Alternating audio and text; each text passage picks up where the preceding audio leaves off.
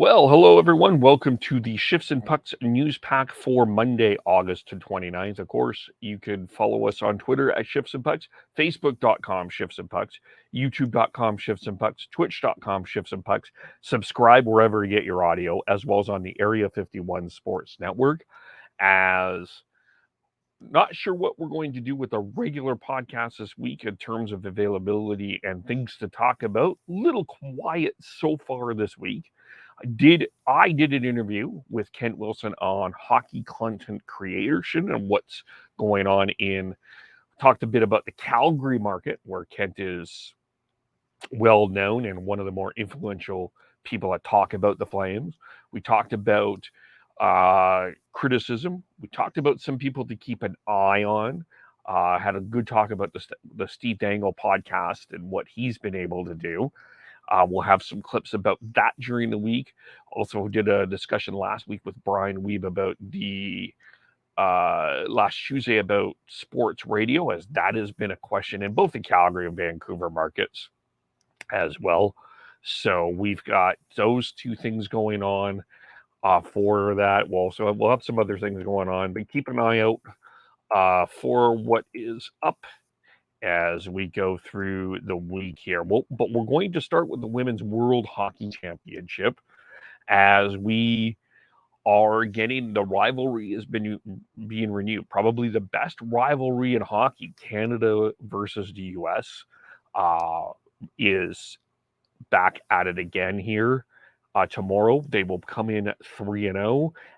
Both teams will. The U.S. came away with a 9-0 victory over Switzerland, and they looked very. I mean, obviously, when you're winning 9-0, you're looking quite sharp.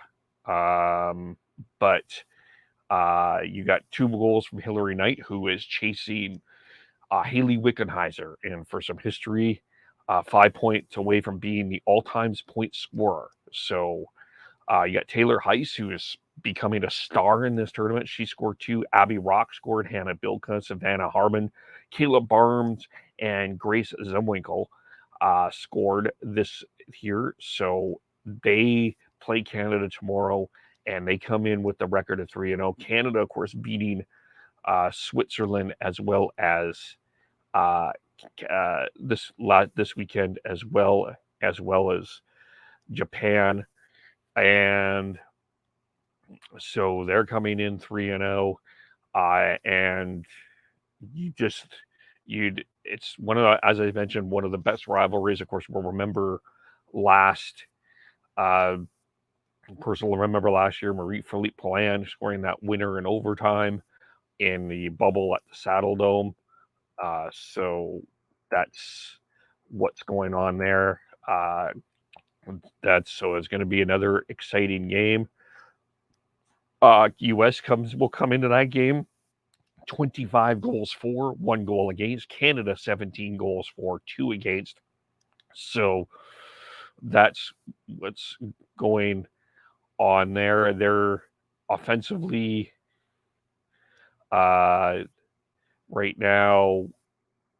Of course, everything is just going really sharp right now. And Renee Desmond's 2 wins, 1 goal against average, 99 save percentage of 92%. Jocelyn Rock 4 assists. Megan Mickelson back on there as well, back in, 37 years old, 2 points. Ella Shelton 4 points on defense. Forward-wise, Sarah Fillier is starring for the Canadians. She has 3 goals, 3 assists, and 6 points, leading the way. So should be exciting. Sarah Nurse, of course, 2 points as well, leading the way. So it should be a game you need to watch. Canada and the U.S. in the Women's World Hockey Championships there as we go through that. There was a trade today in a WHL that we will need to look at. Mats Lindgren has been traded to the Red Deer Rebels and for Kyle Masters and a first-round pick. According to John Keane of Radio NL, Lindgren asked for a trade at the draft in Montreal. He went lower than he is expected to, and he asked for a trade, and the Blazers did that today.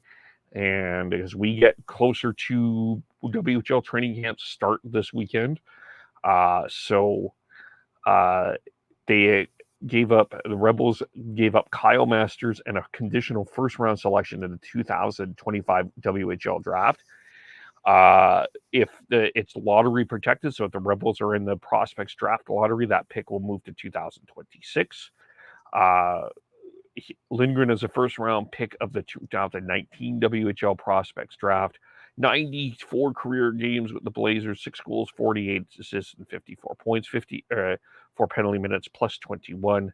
He is from North Vancouver, Canadian and Swedish leadership. He's a 4th-round pick of the Buffalo Sabres. Masters is a 19-year-old, and he from Red Deer. He was a 4th-round pick in the 2021 NHL draft of the Minnesota Wild. 27 points in 109 career games so far. And he will, as training camp gets underway Friday, Masters is expected to report to there. So that is in terms of the WHL, some things going on there. We keep an eye on the WHL a little bit as well. And the Vancouver Canucks, we saw some pictures of as we're getting closer to training camp here for the National Hockey League. David Quadrelli tweeted out a picture of Canucks skaters getting ready. When you had Thatcher Demko, Colin Delia, Spencer Martin, Arthur Silovs, Kyle Burrows, Brady Keeper, Vasily Podkolza, new Canuck Ilya Mikheyev, and new Canuck Andrei Kuzmenko, and Alex Chiasson was part of that group. And so believe that he has signed a contract in Switzerland, but he does, of course, recorded to Rick Dollywall. Chiasson has spent the summer in Vancouver. He does have permission to skate with the Canucks. No word on Canucks and Chiasson about a contract, so we'll have to, nothing official on that part of it. But you're getting that ready. You're going to see players starting to skate together, get that together, getting ready for training camp.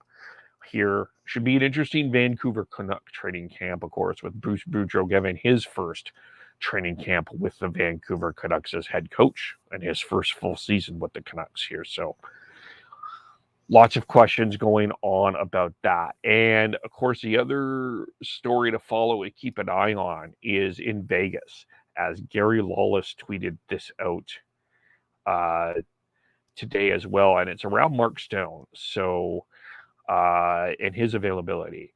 According to Gary Lawless, lots of chatter about Mark Stone's availability for training camp, and some of it may have gotten twisted. While Vegas said Stone would be ready for the regular season, that it does not mean that he's expected to miss training camp. Simple miscommunication there. So it looks like they're going to have Mark Stone ready for camp. There's probably one of the teams that I think have a lot of questions about them coming into the season is the Vegas Golden Knights, for the simple fact of their health. Of course, you got Robin Leonard that's going to be out for the year. So you're going with Laurent Brossoit and Logan Thompson as of now as your goaltender. You've got Jack Heichel's first full healthy season. You've got Mark Stone coming off an injury. Where is he going to be? You've got Bruce Cassidy coming in as a new coach. There's been a lot of injuries and a lot of questions going on with this Vegas organization. So you just wonder where they are at. And they missed the playoffs last year. I think they are going to want to come back and compete. I just don't know where they're at this particular point in time.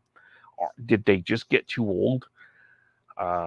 They had to give away Max Pacioretty and Dylan Coghlan for nothing, basically. They haven't been able to really make a lot of significant adds. They traded Evgeny Dadonov to acquire Shea Weber's contract. You've got Riley Smith coming back. You did bring in Phil Kessel.